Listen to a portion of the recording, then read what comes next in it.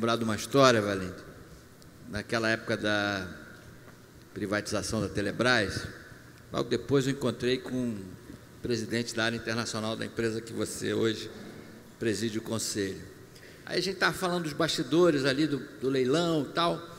Aí ele falou, a gente ficou um pouco na época frustrado pela pouca presença de alguns grandes grupos no leilão.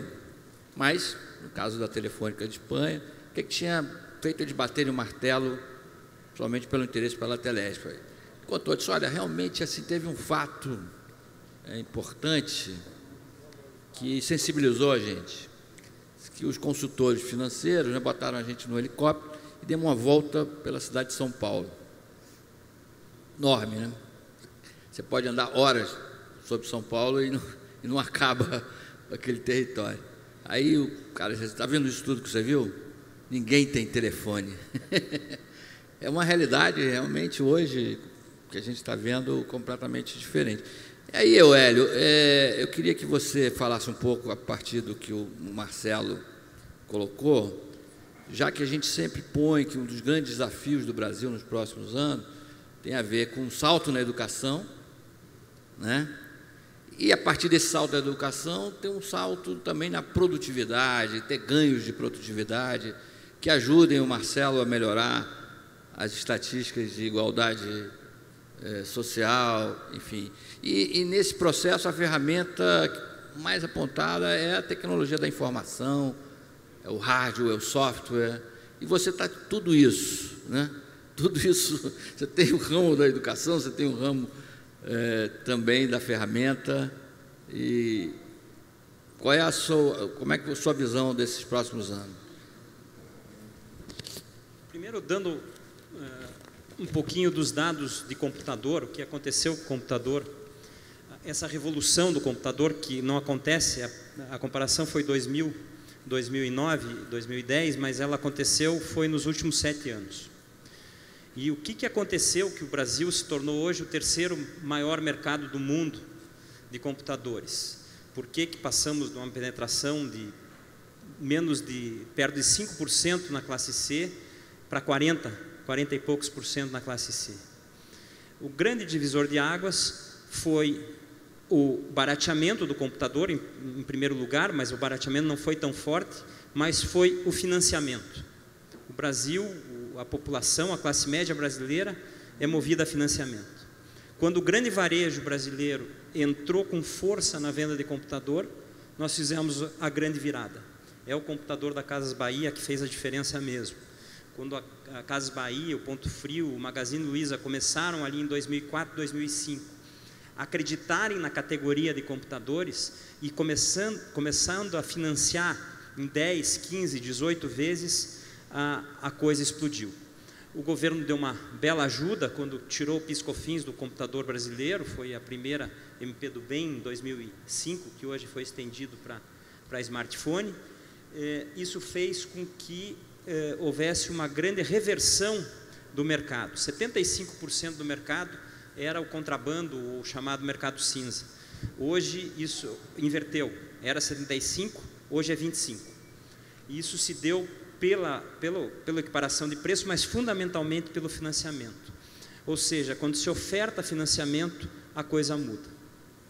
A segunda grande questão que a gente viu nesses anos é que a população brasileira, não muito diferente das outras classes médias do mundo, talvez um pouco diferente dos países chamados desenvolvidos, ela não entende de tecnologia. Apesar da gente achar que todo mundo tem uma noção de como é que liga uma coisa a outra, ninguém sabe como é que liga uma coisa a outra. Quando nós lançamos um produto em 2007, chamado PC-TV, que nada mais era do que um computador e uma televisão junto, a pessoa pode assistir a televisão porque tem uma placa de TV que era disponível em qualquer loja, houve uma explosão. Nossa, pode ser a segunda televisão da minha casa e o primeiro computador. Isso foi um grande divisor de águas. E a gente acredita muito no facilitar o uso, o facilitar a compra. A gente vem lutando muito para tentar levar a solução computador e internet junto. Quando a gente lançou pronto para a internet, que nada mais era do que ter um fax modem no computador, foi outra grande revolução. Isso foi em 2005 que a gente começou a mostrar para a população, esse está pronto, ele já tem o modem, né? E tem o discador. A coisa mudou completamente de figura. Então a gente acredita que a gente consegue acabar com esse gap entre as residências que têm computador e as residências que têm computador e não têm internet, que hoje chega a 4 milhões de residências, levando pacotes desse tipo. Quanto à educação, não tem dúvida nenhuma. Mas apesar de eu ser também da área de tecnologia, eu vou te dizer que a tecnologia não é a salvação da educação, infelizmente. Se fosse, era só botar dinheiro e a gente resolvia tudo. Nós temos problemas muito mais estruturais na educação que precisam ser resolvidos, né? Enquanto o professor não der aula e o professor não estiver preparado para dar aula, não tem tecnologia que vai nos ajudar a esse gap. Embora a tecnologia pode auxiliar muito o professor a melhorar as suas aulas. E é isso que a gente tem que olhar nesse contexto. Temos que levar tablet para a população, é muito importante, porque senão a população fica alijada da tecnologia. Mas isso vai resolver o problema educacional? Não, isso não vai resolver o problema educacional. Isso é parte da solução do problema educacional. Obrigado, velho. Célio, eu sei que você veio da iniciativa privada, ainda um novato na área estatal, uma empresa importante, mas você está tendo que enfrentar desafios muito grandes para tornar serviços públicos acessíveis a uma população de 40 milhões de pessoas. E a ferramenta principal que você tem na mão é a web aí, né? Quer dizer, é o serviço de telecomunicações, é o serviço de internet. Você podia falar um pouquinho disso? Sim.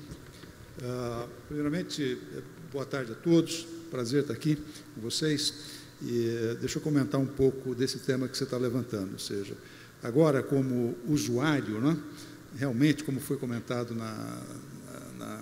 no painel anterior, sim, o usuário quer mais, melhor e por preços menores, né?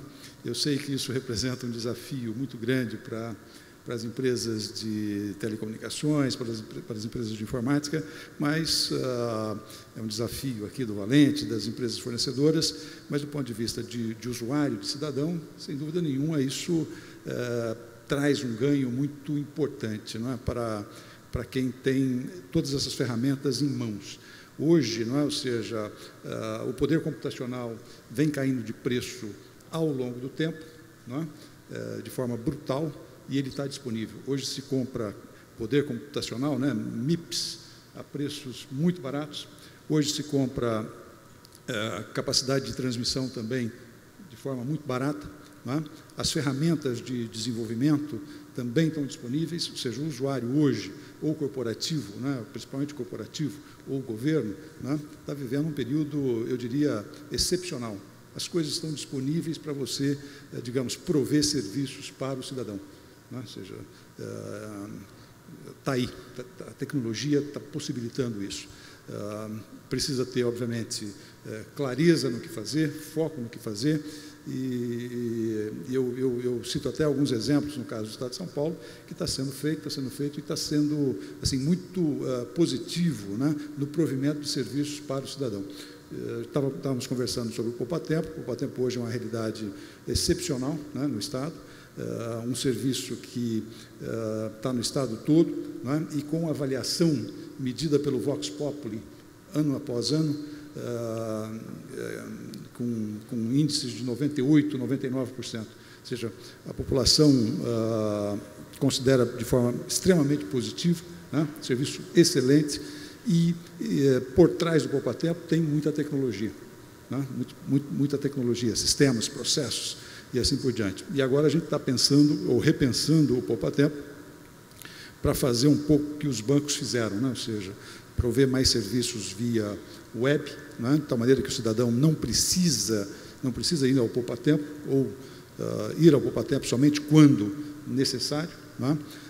Estamos fazendo uma experiência muito rica agora, nesse momento, com o Detran, né, em São Paulo, transformando, eu diria, passando a limpo o Detran, também usando tecnologia da informação, né, de tal maneira que o cidadão pode diretamente ir ao Detran, não é? e se servir, não é? Como se faz no seu banco. Então, eu vejo que a tecnologia da informação e de comunicação, hoje, ela está disponível, ferramentas poderosíssimas. A única consideração que eu faço é que ela ainda não está disponível de forma homogênea, mesmo no estado como o estado de São Paulo. Né? Ou seja, é algo que é um desafio, é uma oportunidade. Não é?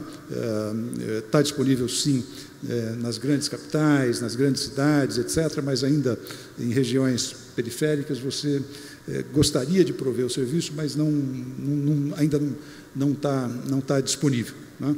A gente sente isso também, e principalmente nas escolas, não é? Ou seja, nas escolas públicas. O Estado hoje opera mais de 5.000 escolas, não é?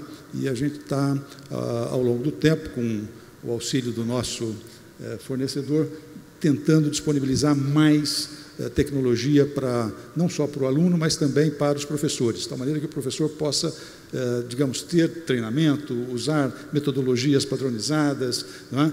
E assim por diante. Ou seja, aí pode ter um ganho excepcional também, não é? Fazendo uso de uma tecnologia que hoje já está disponível, sem fazer considerações sobre o que vem no futuro. Ou seja, o que tem hoje disponível dá para fazer, digamos, dá para se dar um passo monumental, não é? de ganhos para o cidadão.